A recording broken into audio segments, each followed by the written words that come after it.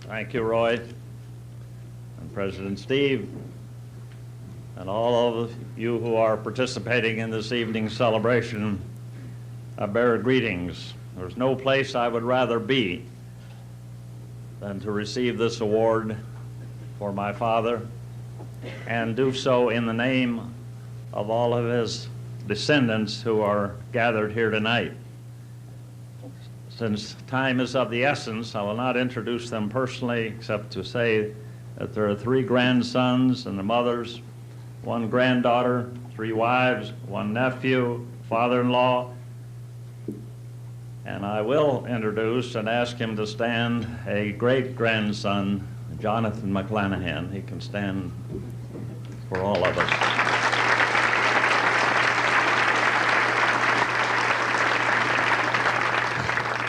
Pole vaulter or something or other of the future. These people have gathered to join us in this celebration from as far away as Michigan, North Carolina, Washington, D.C., and Hollidaysburg.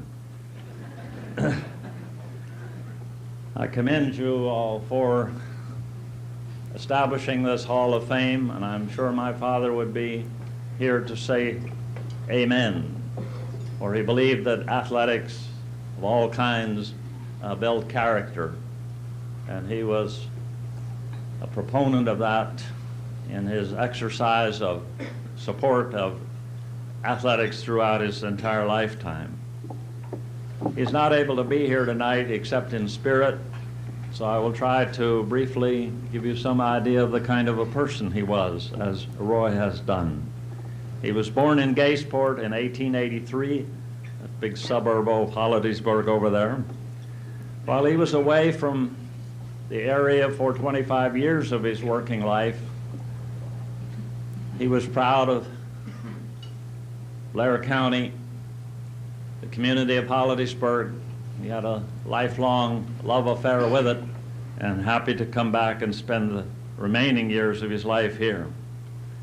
As a boy and a youth, he wandered the hills of the counties down to Everett, Bedford, throughout the area, hunting, fishing, trapping, camping, great outdoors, and I think that's where he built his energy and his strength. So when he went off to Andover, and such tests as they gave in those days, he was the strongest man in the entire school.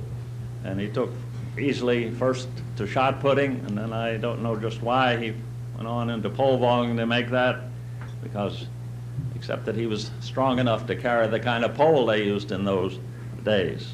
As we were leaving after a visit, when we would come from wherever we were living to visit, he always came out on the back porch and gave us a wave. On this particular occasion, I sensed that this might be his last time.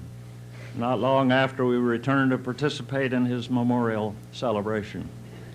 As the funeral cortege wended its way through the gatehouse entry into the Presbyterian cemetery, thought of how fitting it was. Those gates, if any of you have seen, are so strong and so well built out of sturdy oak to last 1,000 years.